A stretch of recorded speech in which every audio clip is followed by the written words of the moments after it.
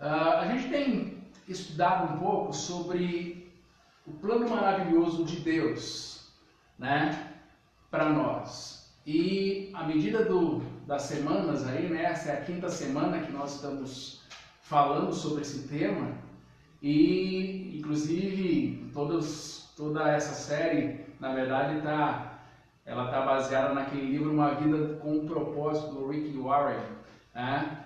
Se você não leu esse livro, é um livro que eu quero recomendar para você poder ler, para você poder justamente entender que a sua vida não está aqui nesse mundo por um acaso, mas Deus tem um propósito para que, de fato, você exista, para que você possa viver nesse presente momento, para que, de alguma forma, você descubra qual é o maravilhoso plano de Deus para você. E nós, então, temos visto, né, ao longo dessas semanas, e a primeira semana nós falamos um pouquinho sobre que tudo começa com Deus, ou seja, a nossa vida começa a ter um significado a partir do momento que eu entendo que existe um Criador, e esse Criador deseja se relacionar comigo. E aí, compreendendo dentro deste processo, na segunda semana nós falamos que algumas pessoas, elas são dirigidas por algumas coisas, né? E às vezes essas coisas que dirigem a nossa vida nem sempre nos levam a ter paz, a ter alegria, a ter direção na vida. Pelo contrário, por vezes as questões da nossa vida, elas tiram de nós o foco de compreender Deus em meio à nossa história. Então, na terceira semana, nós falamos sobre a importância de que entendemos que a nossa vida ela não se resume apenas no aqui e agora. Ou seja, tudo que eu faço aqui vai ecoar um dia na eternidade. E ao ecoar na eternidade, então significa que os meus atos nessa vida, nesse presente momento, vão ter consequências quando eu fechar os meus olhos para este momento na história e abrir os meus olhos na eternidade. Então isso precisa ficar muito claro para nós, para que a partir daí então possamos entender. E aí, na quarta semana, ou seja, semana passada, nós vimos que eu e você nascemos para glorificar a Deus. E vimos que glorificar a Deus é simplesmente permitir que Ele, de fato, direcione todos os aspectos da minha vida, que Ele, na verdade, mova a minha vida e a minha vida, ou a lente da maneira como eu enxergo o mundo, a minha cosmovisão, ela deve ser partilhada no âmbito das Escrituras. Ou seja, a Bíblia para mim é a regra de fé e prática. A Bíblia para mim é aquela que vai moldar a maneira de eu enxergar o mundo, a maneira de eu interpretar a minha história e a história daquilo que acontece comigo e com as pessoas. E hoje, então, partindo desse ponto, nós precisamos entender, ok, eu entendo que Deus tem um propósito, que eu preciso me relacionar com Ele. Eu entendo que se Ele não dirigir minha vida ela fica perdida. E a partir daí, então, em contrapartida, Deus tem expectativas acerca de mim. Ou seja, quando Ele olha para a minha vida e vê justamente a maneira como eu estou conduzindo, quem eu sou e o que eu faço, eu consigo, a partir daí, então, compreender e fazer com que, de fato, Deus seja aquele que vai se alegrar e vai, de fato, colocar a minha vida diante dele. Então, um dos pontos que nós queremos iniciar para você pensar, primeiro, você foi planejado para agradar a Deus. Ou seja, a minha vida, a sua vida, ela foi colocada neste mundo, não para que você agrade você mesmo, não para que você viva para você mesmo, mas para que você, na verdade, aprenda que a sua vida ela tem um significado quando ela justamente encontra o objetivo dela, que é glorificar Deus, que foi o que a gente falou semana passada. Por que isso? Nós vimos que isso acontece simplesmente porque no instante em que nós nascemos nesse mundo, Deus estava lá. E Ele estava como uma testemunha, justamente invisível, sorrindo ao ver ao ver você nascendo. E ao enxergar dentro de todo esse aspecto, Ele quis que eu e você vivêssemos a sua chegada. Isso deu para Deus uma enorme alegria, sabe por quê? Deus ele não precisava criar você, mas Ele escolheu trazer você à existência. Ele escolheu e fez com que você, na verdade, existisse para um propósito. Qual é esse propósito? Para o benefício, para a glória e prazer de Deus. Ou seja, Deus se alegra ao colocar você nesse mundo para que você, de alguma forma, possa entender a razão pela qual você está aqui. Então, quando você entende essa realidade na sua vida, você pode, de fato, ver a maneira como nós conseguimos entender. Agora, veja o que João escreveu lá em Apocalipse, capítulo 4, versículo 11. Ele disse assim: Tu, Senhor e Deus nosso, és digno de receber a glória, a honra e o poder, porque criaste todas as coisas, e por tua vontade elas existem e foram criadas. Veja que há um reconhecimento por parte de João nesse texto, em justamente dizer que Deus é o nosso Senhor. E por que ele tem que receber a glória? Porque, na verdade, tudo que existe, tudo que nós concebemos através dos nossos olhos, através da nossa visão, quando a gente olha para o céu, quando a gente olha para a criação de Deus, quando a gente olha para as nossas vidas, nós sabemos que ela não é fruto de um acaso, mas ela é algo planejada por Deus, por um Criador que deseja, a partir daqui, se relacionar comigo e com você. E é partindo dessa premissa que você precisa entender que, para que você dê satisfação a Deus, alegre a Deus, você só vai fazer isso quando você viver para o prazer dele. Porque, como eu disse a princípio, esse é o primeiro propósito para a minha vida. Ou seja, quando você compreende plenamente essa verdade, você deixa, na verdade, de ficar perdido na vida. De sentir que talvez a sua vida ela não tenha um significado para você. Se alguém está tentando entrar aqui, deixa eu só ver. Você não tem um significado para você, mas é justamente a partir daí que nós precisamos conceber essa realidade. E a partir daí, então, saber a maneira como Ele está trabalhando nas nossas vidas. Deixa eu só voltar aqui. Ok. Voltou, gente?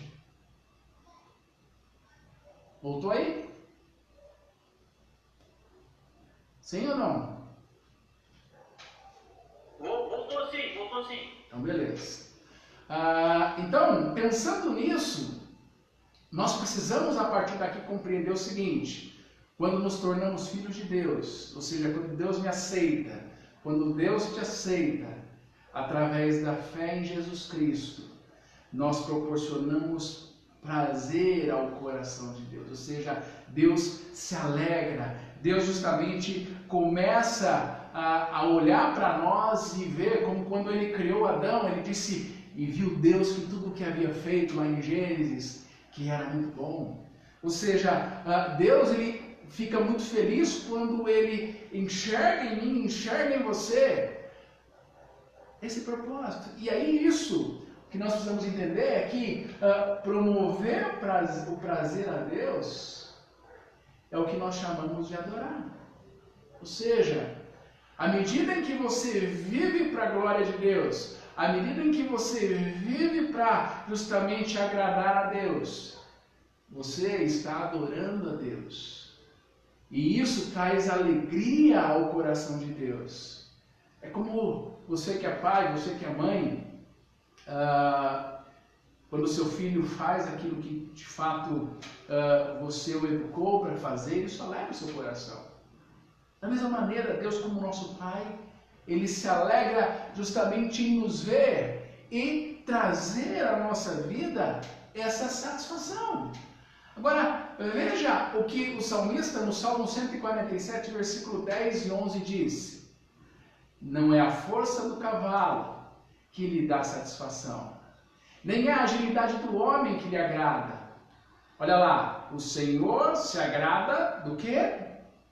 Dos que o temem e dos que colocam a sua esperança no seu amor leal. Ou seja, Deus se agrada, Deus se alegra quando nós buscamos a Deus, quando nós colocamos a nossa vida diante dele, quando nós de fato tememos e quando toda a nossa vida está depositada nas suas mãos. E aí, o que nós precisamos entender é que qualquer atitude da nossa parte que venha agradar a Deus é um ato de adoração. Ou seja, quando eu de fato compreendo a razão pela qual eu estou vivendo e que de fato eu quero agradar a Deus, eu quero obedecer a Deus, eu quero entender isso, isso eleva a Deus, a graça e o poder. Então, partindo basicamente para aquilo que queremos falar hoje, quando que eu faço Deus sorrir? Quando Deus olha para a minha vida e Ele se alegra? Quando isso acontece?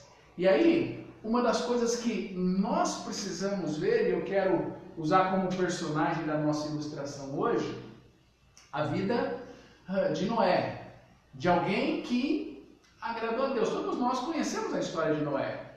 Noé foi um homem que, de fato, trabalhou em sua vida, colocou a sua vida diante de Deus. E veja, na época de Noé, a gente vê lá, se a gente lê Gênesis a partir do capítulo 3, o pecado entra no mundo, e ao pecado entrar no mundo, a maldade vai crescendo, vai crescendo, vai crescendo, até o ponto em que Deus diz, olha, o mundo está realmente arruinado.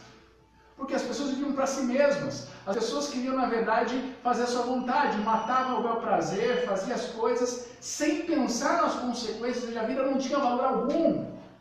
E aí, então, Deus olha para todo aquele contexto e resolve, a partir daqui, acabar com o mundo. Porque, na verdade, Deus não conseguiu achar ninguém sobre a terra interessado em, de fato, agradá-lo. Interessado em colocar a vida diante dele, e a partir daí, o texto fala lá em Gênesis que Deus se arrependeu. Aí é importante você entender esse conceito, arrependimento, né? Porque no nosso conceito, ou no nosso contexto, quando nós falamos de arrependimento, a ideia é, nossa, eu fiz algo errado, agora eu preciso me consertar. Eu fiz algo errado, agora eu preciso me reconciliar. Não, o termo arrepender-se aqui é o que na teologia a gente chama de antropopatismo, quando eu atribuo sentimentos a Deus. Porque quando a gente tem um sentimento de arrependimento no nosso coração, o que isso quer dizer? Nós estamos falando de um sentimento de tristeza que toma conta do nosso coração. Por vermos algo que fizemos de errado e a partir daí então queremos consertar. Só que no caso de Deus, para que isso seja comunicado a mim e a você, né? A ideia do arrependimento não é que Deus fez o homem, agora ele disse, poxa, fiz errado ou não. Na verdade, o que o texto quer mostrar é que quando Deus se arrependeu de ter feito o homem, a ideia aqui é justamente que Deus se entristeceu muito em ver sua criação justamente se destruindo. E a partir daí então eles não conseguiram enxergar aquilo pelo qual Deus havia buscado desenvolver. Ou seja, Deus ficou tão indignado com a raça humana que ele falou, olha, quer saber? Eu vou acabar destruindo toda essa. Mas aí é que justamente entra a provisão de Deus na história em mover o coração do homem. Por quê? Apesar de, em todo o contexto em que nós vemos, as pessoas não estavam nem aí para Deus, Deus olha para uma pessoa e olha para essa pessoa que o faz justamente sorrir. E aí, se você for lá para Gênesis capítulo 6, versículo 8, a Bíblia fala desse homem. Veja lá, mas o Senhor Deus aprovava o que Noé fazia.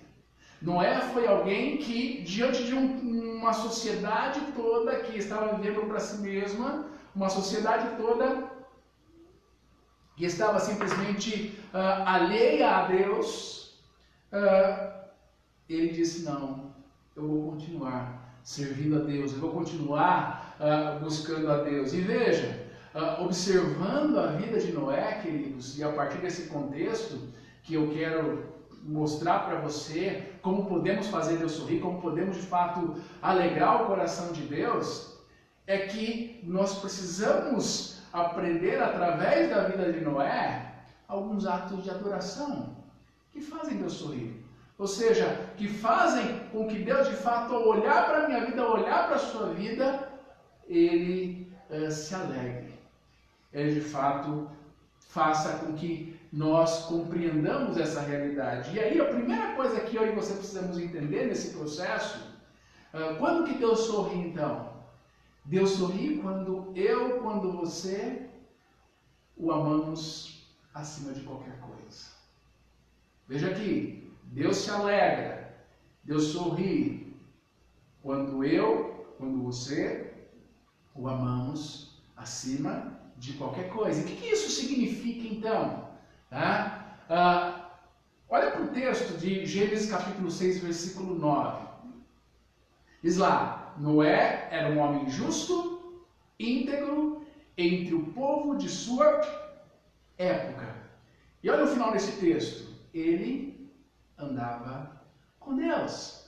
Ou seja, nós vemos aqui Noé tendo como base, como sustentação da sua vida, o seu relacionamento com Deus. Porque o texto diz que ele era um homem justo, um homem íntegro, entre o povo de sua época. Lembra que nós falamos que o povo da sua época, na verdade, não queria nada com Deus? Mas aí o texto diz aqui, Noé, diferentemente das outras pessoas, andava com Deus. E a partir daí, então, nós vemos que Noé amava a Deus mais do que qualquer coisa no mundo, mesmo que as pessoas em si negassem. Agora, o importante disso tudo, queridos, que eu e você precisamos entender é que o que Deus mais quer de mim, o que Deus mais quer de você, sabe o que é? Não são sacrifícios. Não é simplesmente uma vida de religiosidade, não. O que Deus mais quer na minha vida, o que Deus mais quer na sua vida, é uma coisa chamada relacionamento. Olha o que ele disse a Oséias, quando ele usa esse profeta justamente para exemplificar a sua relação com o povo e como essa relação estava acontecendo, porque no contexto de Oséias acabou casando com uma mulher que era prostituta e ela constantemente o traía. E era assim que Deus estava se sentindo na relação do seu povo para com ele. E aí olha que Deus disse lá em Oséias no capítulo 6, versículo 6. Não quero sacrifícios, quero o seu amor. Não me interesso por suas ofertas. O que eu quero é que vocês me conheçam. Ou seja, isso mostra para mim, isso mostra a você que o maior desejo, o maior objetivo da minha vida, da sua vida, deve ser amar a Deus. O que Deus quer não é simplesmente uma vida em que eu negue as coisas, em que eu busque simplesmente seguir ritos religiosos, tá? Não, Ele não quer isso. Mas olha lá o que o texto diz. Não me interesso por suas ofertas. Mas olha o final do verso. O que eu quero é que vocês me conheçam. Em outras palavras, o que Deus quer é um relacionamento comigo e com você. É de fato desenvolvermos esta relação para que entendamos. Agora, veja o que diz Deuteronômio capítulo 6, versículo de número 5. Olha lá. Ame o Senhor, o seu Deus. De que maneira aqui? De todo o seu coração, de toda a sua alma, de todas as suas forças. Ou seja, veja que Moisés está ali ensinando, e Deuteronômio é a repetição da lei, né? Moisés está dizendo ao povo, olha, ame ao Senhor. Não de qualquer maneira, mas com a sua vida, com a sua alma, com a sua força, ou seja, com todo o seu ser. Porque quando nós entendemos esta realidade, meus queridos, nós vamos entender justamente o que vai se alegrar nos nossos corações. Então, a partir daí, nós precisamos então perguntar, isso faz sentido para vocês? Pessoal do Hangout aqui, Você consegue compreender essa verdade? Vocês conseguem entender? O pessoal do Facebook aqui conseguem também compreender aquilo que nós estamos colocando? Ou seja, Deus se alegra quando você o temos como objeto maior nas nossas vidas. Ok? Até aí, gente? Alguém quer falar alguma coisa? Alguém quer perguntar alguma coisa? Tá? Você do Facebook pode digitar alguma coisa aqui, tá? Às vezes demora um pouquinho, porque às vezes atrasa um pouquinho, mas a gente vai falando aqui. O pessoal do Hangout quer falar alguma coisa nesse aspecto? Sim? Não?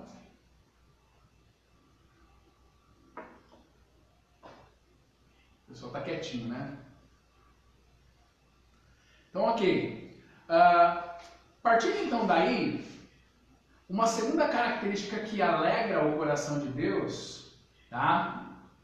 Além de colocar Deus como sendo o maior nas nossas vidas, um segundo aspecto que nós precisamos entender é que Deus se alegra, Deus sorri, quando nós confiamos nele completamente. Ou seja, além de você, buscarmos de alguma forma colocarmos Deus como o Senhor da nossa história, nós precisamos desenvolver isso na prática. E como isso é na prática? É quando de fato eu confio em Deus completamente. E aí, olhando para a história de Noé, nós vamos ver o seguinte, que a segunda razão pela qual Noé agradou a Deus foi o fato dele ter confiado em Deus. Mesmo quando nada do que Deus havia pedido para ele fazia sentido. Ou seja, Deus direcionou a vida de Noé. Mas uma coisa que agradou e alegrou o coração de Deus foi que Noé não ficou questionando a Deus. Olha o que a Bíblia diz lá em Hebreus capítulo 11, versículo 7. Pela fé, Noé construiu uma embarcação em terra seca. Veja, não havia água. A terra estava completamente seca. Como eu vou construir um barco em um lugar seco? E o texto diz, ele foi alertado a respeito de algo que não podia ver e agiu com base no que lhe fora dito. Ou seja, ele não vislumbrou, ele não ficou preso às circunstâncias que estava vivendo naquele presente momento. Mas ele fez o quê? O texto diz, ele foi alertado a respeito de algo que não podia ver e agiu com base no que Deus então lhe diz. E aí veja o final do versículo. Por conseguinte, Noé se tornou amigo íntimo de Deus. Essa é uma tradução da Bíblia Mensagem de Eugene Peterson, né, que demonstra justamente a maneira como Deus se alegrou ao enxergar o anseio de Noé em confiar em Deus, mesmo naquele presente momento não compreendendo o que estava acontecendo diante da sua vida. Mas aí, veja que interessante, havia ali 3 problemas que poderiam, na verdade, ter despertado dúvidas em Noé. Né? Ele poderia simplesmente dizer, não, mas Deus está mandando eu construir um barco, não tem água perto, não tem nada. E esse problema, o primeiro deles, é que, até então, se você olhar para o texto bíblico, não fala de chuva. Se você olhar lá para Gênesis, como que as plantas eram regadas e irrigadas? A água brotava do solo em si. Tá? Somente depois disso é que Deus manda a chuva. A segunda coisa que nós vemos no texto é que Noé vivia a centenas de quilômetros do oceano. E mesmo que pudesse aprender a fazer um navio, como que ele ia levar esse navio para a água? Imagina se ele começasse a questionar as objeções, a questionar as circunstâncias nas quais ele estava vivendo. E mais, havia um terceiro problema, que era como que eu vou colocar esses animais depois dentro do barco e a partir daí cuidar deles. Como que eu vou fazer tudo isso? Mas veja, queridos, diante de todas essas circunstâncias, Noé não reclamou, Noé não deu desculpas, Noé não falou, Deus, e agora como que eu vou fazer? Não! Ele confiou em Deus completamente. E a sua atitude fez Deus se alegrar, fez Deus sorrir. Veja que muitas vezes você, nós não entendemos o significado muitas vezes de confiar. E quando eu faço essa pergunta, o que você entende por confiar em Deus? Quando você olha para as circunstâncias da sua volta, a gente está vivendo um tempo de recessão, a gente está vivendo um tempo em que os nossos planos e os nossos projetos não estão saindo de acordo com aquilo que pensávamos e esperávamos. Mas a grande questão é, o que você entende por confiar em Deus? Eu posso dizer para você que confiar em Deus completamente significa crer. Ouça bem, crer que Ele sabe o que é melhor para a sua vida. Ou seja, se você está passando por situação difícil, se você está enfrentando uma questão na qual você não está entendendo, Deus sabe qual é o propósito para isso, por mais que você não consiga lidar, porque Ele tem o melhor para mim, Ele tem o melhor para você, e como eu sempre digo, Ele usa as circunstâncias para nos ajudar, para trabalhar em nós, para moldar a nossa vida, e a partir daí então nos fazer encarar e enxergar a maneira como nós muitas vezes não estamos conseguindo encarar. Olha o que o salmista diz no Salmo 147, versículo 10 e versículo 11. O que agrada a Deus são as pessoas que o temem e põem o quê? O que está dizendo aí? A sua esperança no seu amor. Então, o que agrada a Deus não são pessoas meramente religiosas. O que agrada a Deus não são pessoas que simplesmente seguem ritos em si, mas o que agrada a Deus são pessoas que o temem, são pessoas que de fato confiam e depositam a sua esperança e sabem que o que está acontecendo, por mais que não entendam, tem um propósito maior, sabe, dentro do plano redentivo de Deus. Afinal, lembra o que eu disse? Ele me criou, Ele criou você para que a nossa vida tivesse um significado. Então, ao entendermos essa realidade, meus queridos, nós precisamos talvez perguntar: quais são as áreas da nossa vida que precisam confiar em Deus completamente? Pensa um pouquinho aí.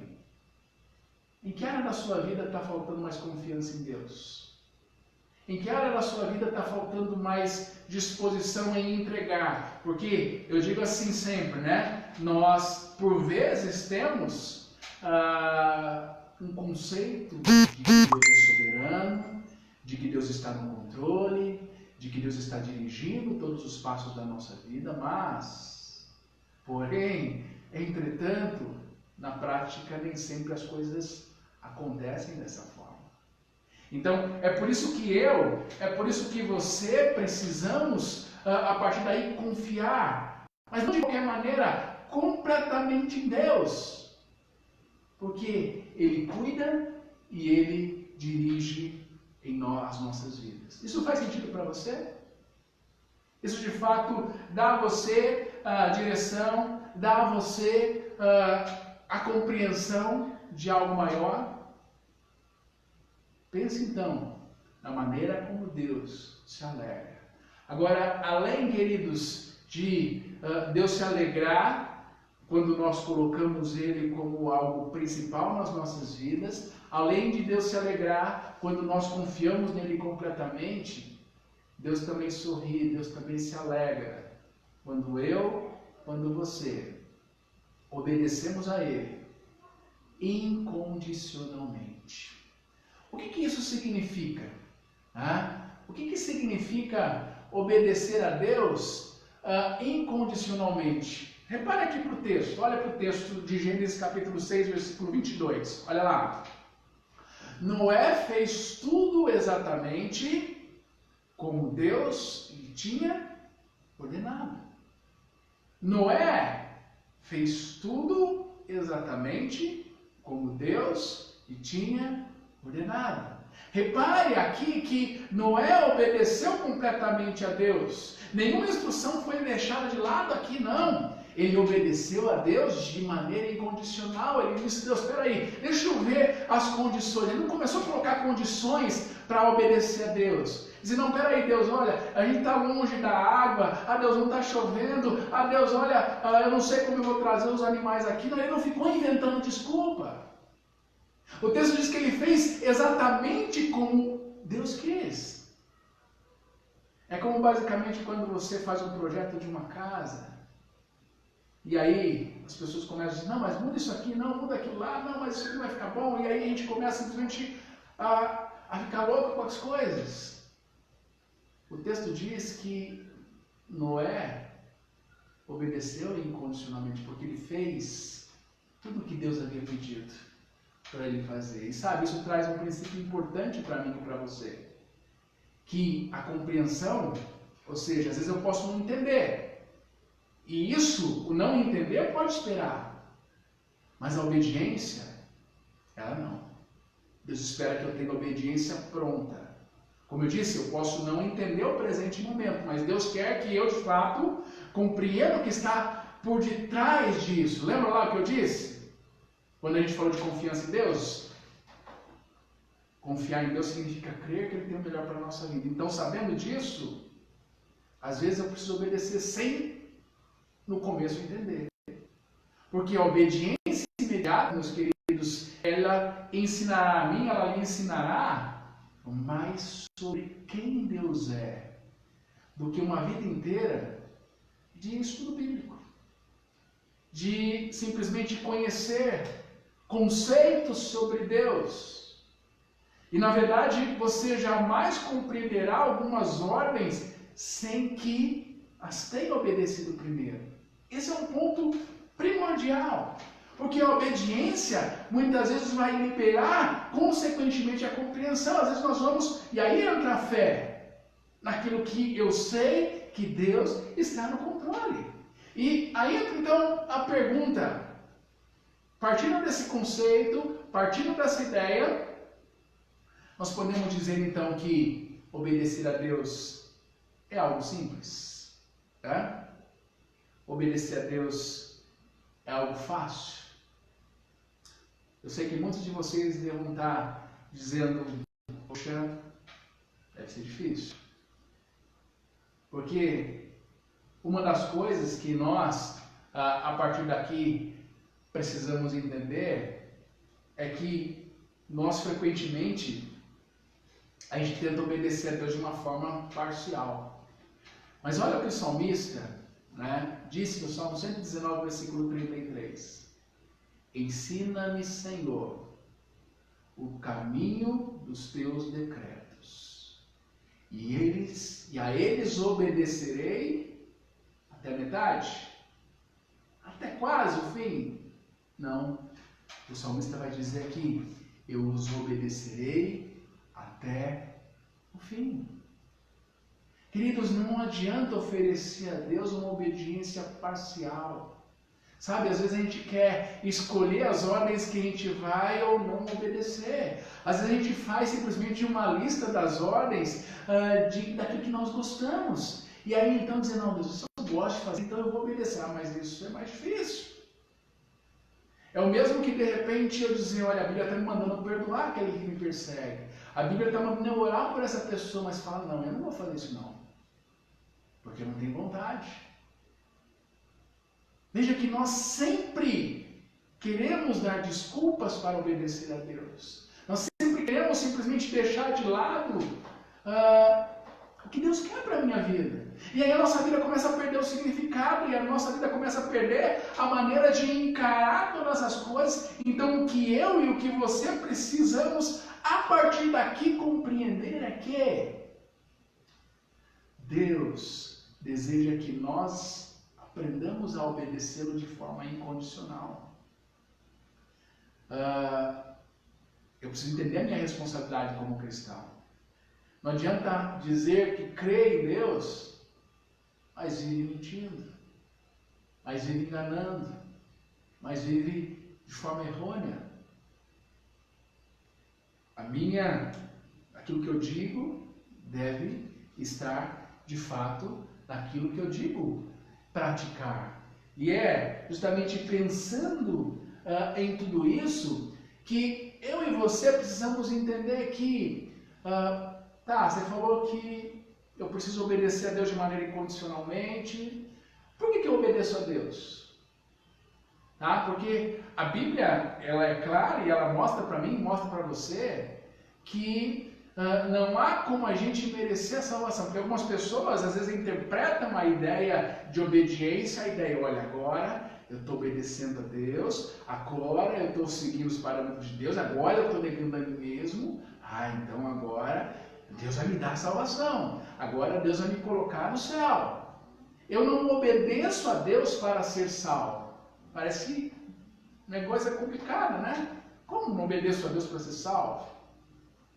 Na verdade, nós obedecemos a Deus, queridos, como consequência da salvação. Porque a salvação vem pela graça. A salvação não vem pelo meu esforço. Lembra que Paulo disse lá em Efésios capítulo 2, versículo 9 e 10, pela graça sois salvos mediante a fé. E isso não vem de vós, mas é dom de Deus e não de obras para que ninguém se glorie. Então, eu e você precisamos entender que a obediência a Deus, ela está linkada, ela está ligada justamente à minha gratidão, em querer agradar a Deus. Mas como filho de Deus, então, você pode agradar a Deus por meio da sua obediência. Então, veja o seguinte, que em João capítulo 14, versículo 15, olha o que Jesus disse: se vocês me amam, obedecerão os meus mandamentos. Então veja que a obediência ela agrada a Deus, não porque através dela Deus vai nos salvar, mas porque através dela, aquilo que eu digo através da minha boca, representa o que eu vivo em meu coração. Veja o que Jesus está dizendo: se vocês me amam, então vocês vão obedecer os meus mandamentos. É uma coisa que está linkada, que está ligada à outra. E às vezes nós simplesmente perdemos de vista essa realidade. Então, compreenda o valor daquilo que isso deve representar. E para a gente encerrar, eu e você precisamos, a partir daqui, entender que Deus procura pessoas dispostas a viverem para agradá-lo e a fazê-lo sorrir. Veja o que o salmista disse no Salmo de número 14, versículo 2. O Senhor olha nos céus para os filhos dos homens, para ver se há alguém que tenha entendimento, para ver se há alguém que o busque. Ou seja, você deseja ter uma vida que faça de fato Deus sorrir? Você deseja que Deus, assim como quando olhou para Noé, diante de uma sociedade tão perversa, diante de uma sociedade que não queria saber dele, Deus, quando olha para a sua vida, ele sorri ou ele se entristece? Deus, quando olha para as suas atitudes, ele sorri ou ele se entristece? É importante que façamos essa reflexão, queridos, porque é através dela que a minha vida e que a sua vida, ela vai ter um significado verdadeiro. E a partir daí, vamos compreender a maneira pela qual Deus quer trabalhar em nosso coração. Isso faz sentido para você? Vou interromper aqui o compartilhamento. Pessoal do Hangout, isso faz sentido para vocês? Alguém quer falar alguma coisa dentro de tudo isso que a gente falou, que a gente colocou?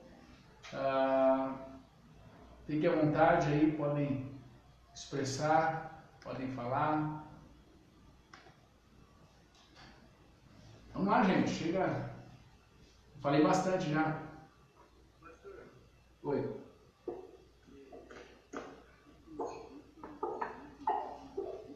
Eu não tô ouvindo você, Felipe, direito. A gente vê, pelo exemplo da Bíblia mesmo, né? Uhum. Aquela situação dos apóstolos ali, dos discípulos, né? Uhum. Aquele exemplo que a gente tem ali, onde eles que sempre estavam do lado ali de Jesus, eles que sempre tiveram ali, depois que eles se transformou ou depois não acabam cada Deus um pouco assim, né? Uhum. O próprio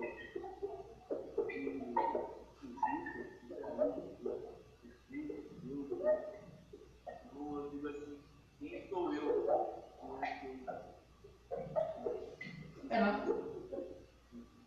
Na verdade, quando a gente olha para as questões, vemos os discípulos de Jesus, né, estando, como você disse, ao lado dele em si, a gente vê que, de fato, os discípulos, mesmo andando com Jesus os 3 anos, vendo os milagres e todas as coisas, por vezes a fé deles titubeava. Mas veja a diferença deles quando você olha para eles, por exemplo, nos evangelhos, até o fim da morte de Cristo, em que quando Cristo morre, todos ficam apavorados e de portas trancadas, tanto é que no final do Evangelho de João você vai notar isso, que os discípulos não tinham coragem, e aí depois Jesus restaura, aparecendo aos discípulos, aparecendo às mulheres e tudo mais. E aí lá em Atos, no capítulo 1, quando Jesus então ele só ascende aos céus, ele envia o Espírito Santo. Veja a característica daquelas pessoas que estavam até um tanto que acovardadas, mas que agora passam simplesmente com o poder de Deus, e justamente fazendo Deus sorrir. O próprio Pedro, que negou Jesus, né, foi um dos grandes homens que fizeram a diferença, né? E aí você tem diversas pessoas que de fato viveram juntamente com Cristo, mas que não confiaram nele de fato, não obedeceram de fato, né? Agora, nós temos essa oportunidade, enquanto estamos aqui, para olharmos e encararmos aí toda essa situação. Alguém mais quer falar nesse aspecto? Sim? Não? Pessoal aqui no Facebook, alguém quer colocar alguma coisa dentro disso? Tá? Ok, gente. Então eu queria que a partir daí pudéssemos pensar, né, e refletirmos, né, naquilo que Deus tem para a vida da gente, na maneira como Ele quer nos ajudar. Eu queria cantar com você um cântico, tá? Que fala justamente da importância de confiarmos nesse Deus. Então eu queria que você fizesse desse cântico sua oração ao Senhor, e a partir daí pudesse compreender a maneira como Ele quer trabalhar na minha, trabalhar na sua vida.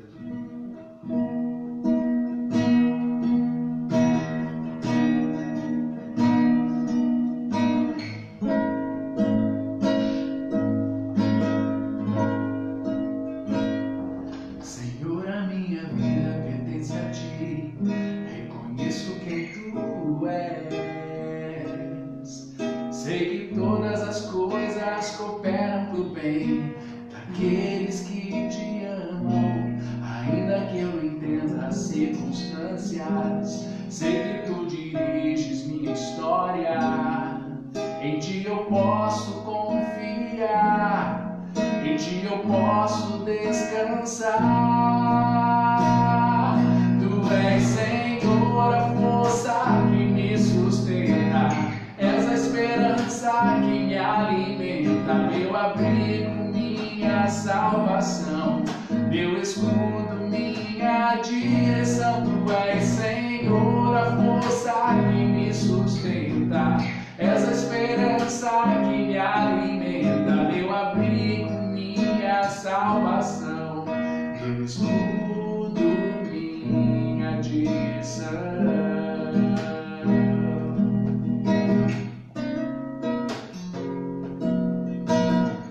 Senhor, a minha vida pertence a Ti, e reconheço que o Senhor é o Deus soberano nas nossas vidas. Senhor, a minha vida pertence a Ti,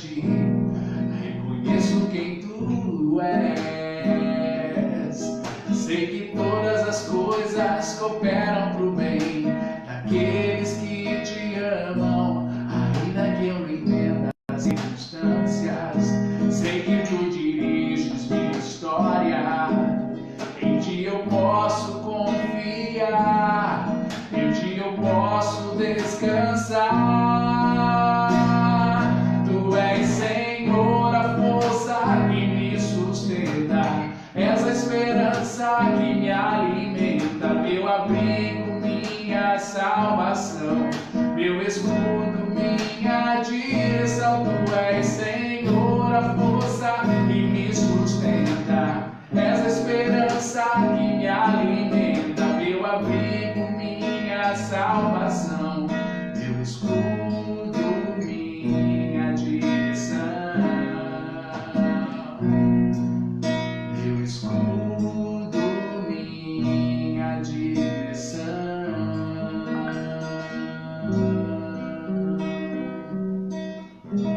Senhor, como ninguém o Senhor conhece o que está dentro do nosso coração. Como o Senhor, que conhece as nossas vidas, sabe, ó Deus, o que nós precisamos. Sabe, ó Deus, como tem sido a nossa vida, se ela tem te feito sorrir ou se ela tem, ó Deus, te entristecido. Deus, tantas são as coisas que tiram o nosso foco, mas nós nesta noite queremos, ó Deus, que a nossa vida faça o Senhor se alegrar, faça o Senhor de fato, ó Deus, ter prazer naquilo que somos. E se há algo, ó Deus, que não se agrada, não se coaduna, ó Pai, com aquilo que o Senhor tem para a nossa vida, nós pedimos ao Senhor, tira isso do nosso caminho, Deus, para que juntos possamos te adorar, para juntos, ó Deus, possamos te render todo o nosso louvor e entender o propósito, ó Deus, das nossas vidas. Então, Deus, abençoa os nossos corações e nos faça a cada instante, Deus, reconhecer tudo o que o Senhor deseja em nossas vidas e para os nossos corações. Cuida de nós, ó Deus, nos dá uma noite tranquila, nos dá uma noite de descanso e que juntos possamos descansar e saber que o Senhor está no controle de todas as coisas. É o que pedimos a Ti, em nome de Jesus. Amém, Senhor. Amém. Deus abençoe sua vida, que Deus abençoe seu coração e que juntos possamos fazer essa reflexão dentro de nós, para que a vontade de Deus, ela de fato seja algo real em nossas vidas.